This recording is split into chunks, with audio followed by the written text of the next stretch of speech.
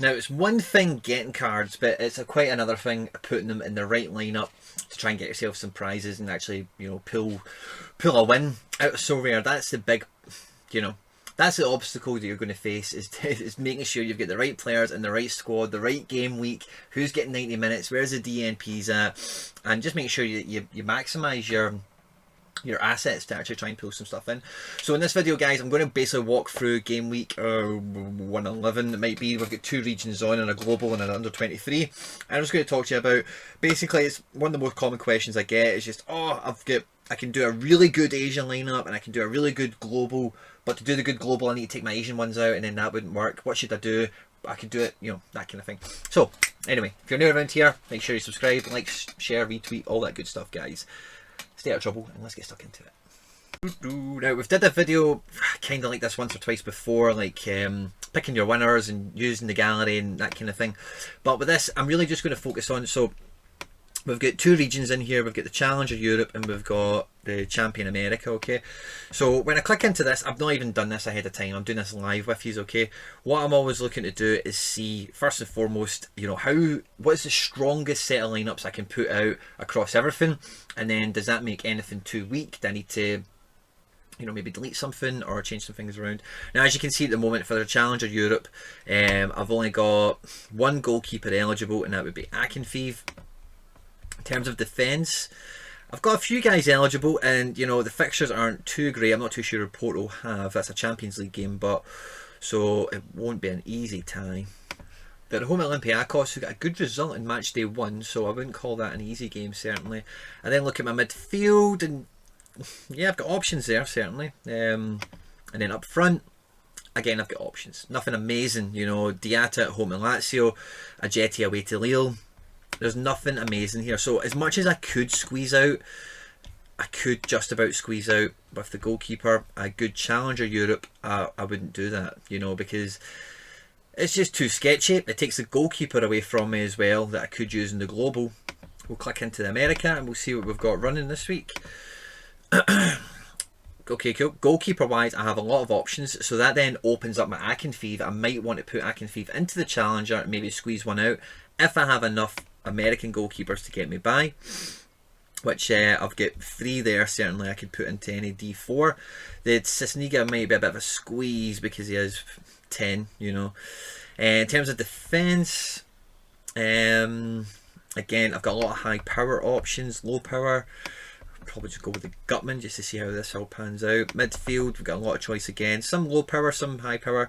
Let's go with Diego Chara, just because he's low. And then up front, I'm a bit light.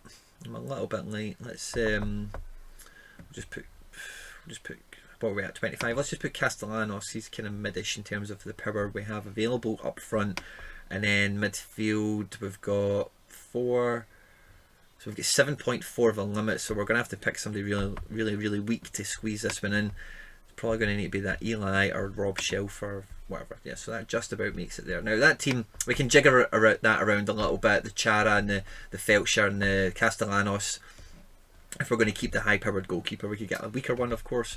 But that lets me know, okay, I have a lot of options in America. I don't have that many options in the Challenger Europe. So what that then brings me to is the 23s in the global D4. So when I click into my D3, I've got a good feeling I'm not going to have any goalkeepers eligible for this. Unless Tani's playing. No, he's not. Okay, so I know 23. Interesting. Interesting. We could put Trubin in there. We do have some Asian games on, so we've got Ominami there, as well as some of the other guys we've seen already. And Gabriel. So we could put Ominami in there. And then, do we have anything else surprising us? There's Ferran Torres, there's Cengiz Under. Okay, so we actually might be able to get an okay little unders lineup out. Oh, bye. So again, all these guys can go into the global, the big boy one. Let's just put this team could turn out quite strong. What have we got left? 8.5 left. Is there anyone around that kind of level we would want into here? Oh, Brendan Aronson's 8.6. I'd probably stick Fontana in there just for shits and gigs. Okay, cool. So that is quite a strong D4 under 23, certainly. Pardon me. I quite like that. And what that does is it only takes out one player from America that we would maybe use, and it doesn't really take much else out. So we then dive into the global so we can see absolutely everything. So that's only under 23s. If all my Nami's playing, I know Arturo Osaka will be available then because I have him as well. So I then look into this, right, okay, this is everyone that's available. What is the best lineup I can get out? We're looking at the goalkeeper again. It's got to be Akinfeev. I don't know why Maximenko's, I don't know why this automatically is getting highlighted, the no game thing, because I have plenty of goalkeepers available. But let's see, oh, we even got Paulo Lopez as well. He played the last Europa League game, so I'll maybe go for him at home at Red Star. That could be good. It frees up goalkeepers to go into other divisions for us, basically. In terms of at the back, you know, who would I maybe stick in there? Costas Manolas, probably not good games. Gabriel, will he play? A lot of tough choices here. Let's just go with, again, who would I not use in America or the Challenger?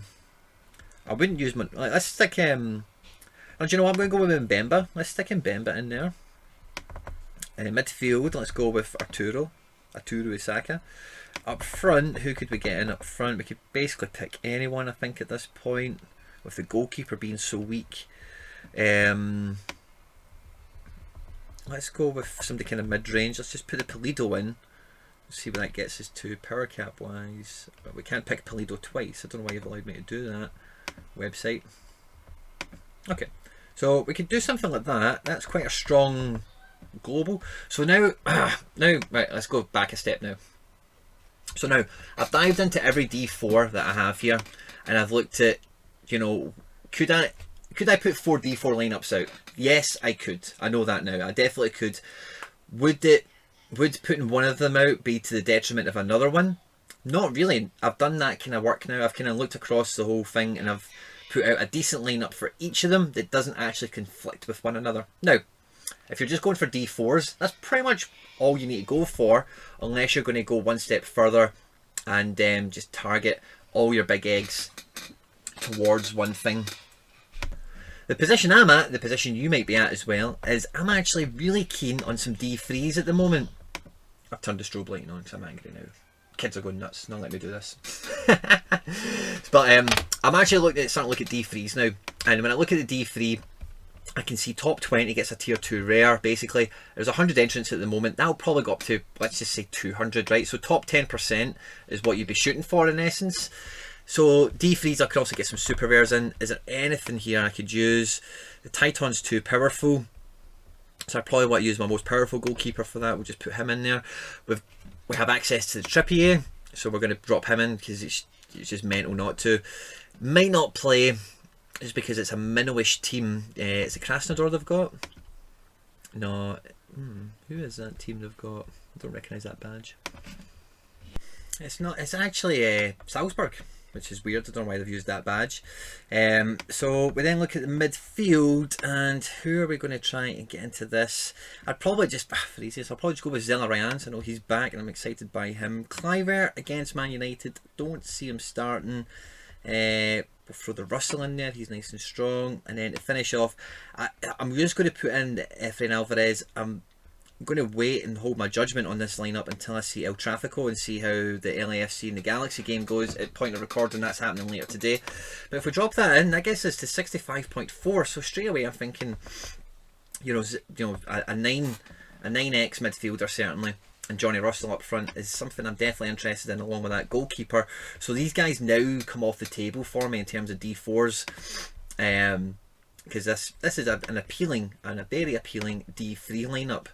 So I'll sit on that and we'll see how results go between now and the deadline. We've got 2 days left for this game week anyway, before I push the button on that for certain.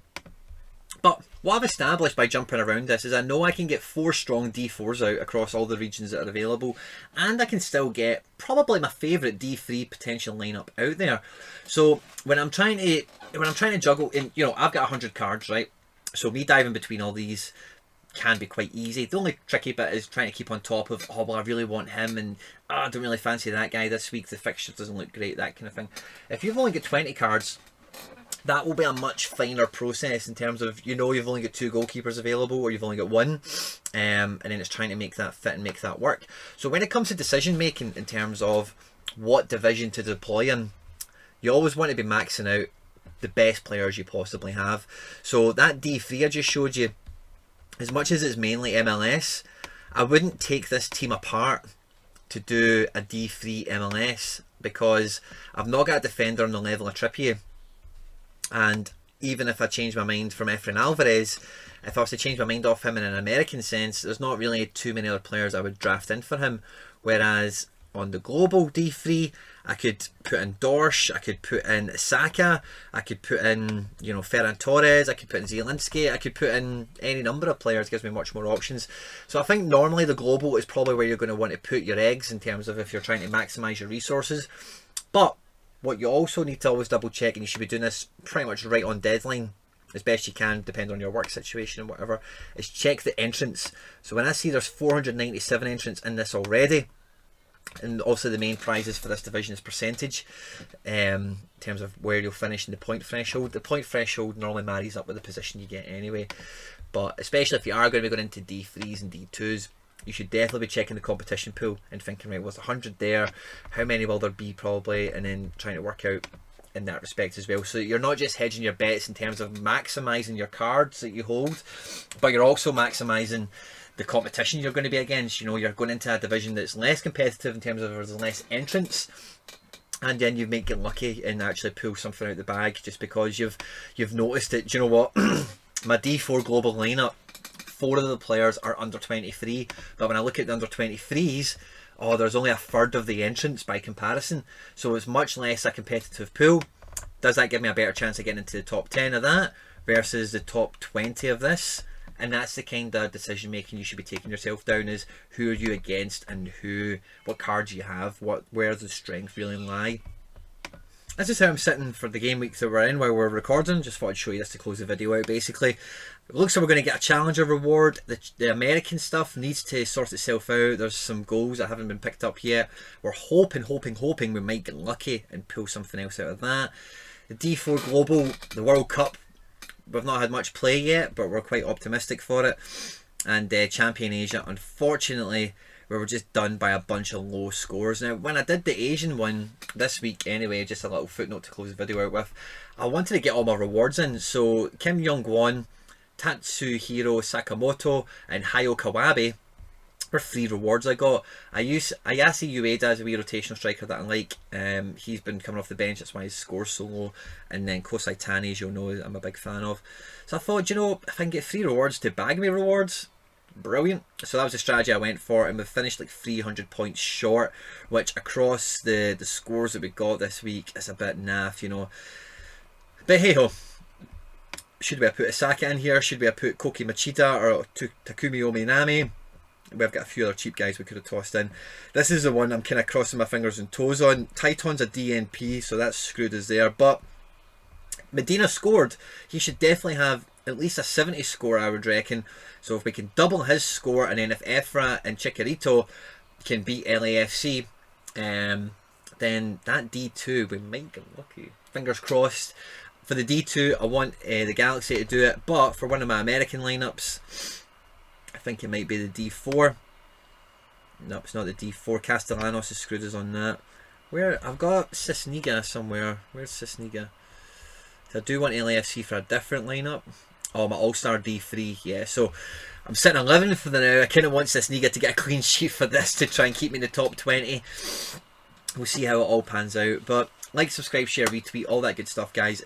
Stay out of trouble, and I will catch you on the next one. Take care. Bye-bye.